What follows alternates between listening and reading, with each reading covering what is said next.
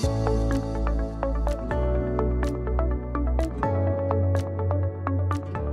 welcome everybody. Jason here again from Alliance Corp Property Experts. Got another great question from our viewers.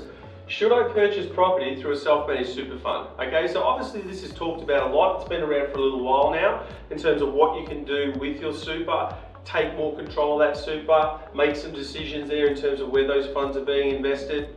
At a very high level, I'm going to run through some of the benefits and some of the reasons as to why you might do it. But remember, this isn't themed as financial advice for you guys. You must always speak to a financial planner before you make any decisions.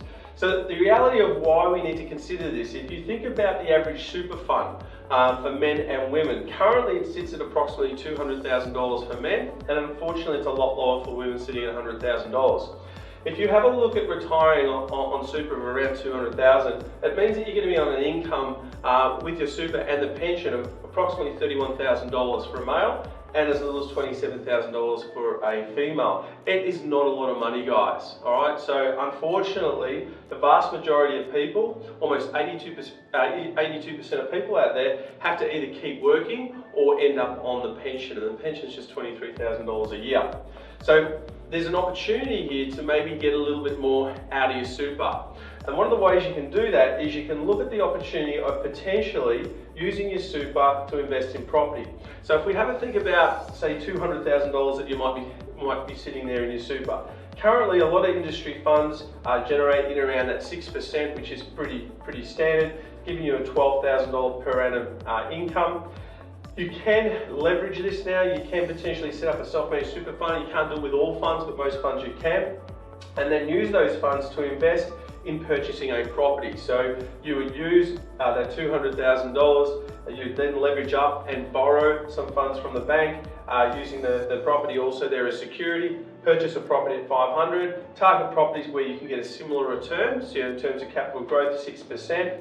But now what we're looking at is, instead of getting 6% on the 200, you're getting now 6% on the 500. All right, so now we're looking at $30,000 per annum versus $12,000 per annum. So there's a potential opportunity there. Again, speak to your financial planner about this in terms of being able to leverage your super, get it working harder for you, get it into some bricks and mortar if that's what you're really comfortable with, and generate some high returns so you can get build up that super more quickly before you hit retirement phase. Some of the other quick benefits there also too, the capital gains tax on your properties that you sell in your super only incur a 10% capital gains tax, which is very low, so that's very attractive. And once you're in pension phase, it can be as little as $0. So if you did decide to sell those properties in pension phase, you're actually paying capital gains tax. There's some significant savings there. Also, on the income that the fund generates, you're capped at 15%. So again, a very low tax bracket of 15%. So commonly what some people might do is they might buy some investment properties in their own personal name and build that portfolio up. They might have some through their self-managed super fund.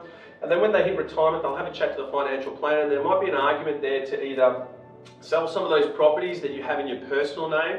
You'll pay higher capital gains tax, but then use those funds to pay down the loans in the properties in your self-managed super fund, because then the rental income that you generate is taxed at a much lower rate. Or there might be an argument to do it the other way and potentially sell some of those properties in your self-managed super fund because you're not paying capital gains tax, and then use some of those funds to pay down the loans on the properties in your own personal name. So great options here, guys. Have a look at it. We've got some ebooks on this. Do your research, speak to your financial planners, all right? But there are some benefits here, and certainly we can help you with that process. Happy investing. Thank you.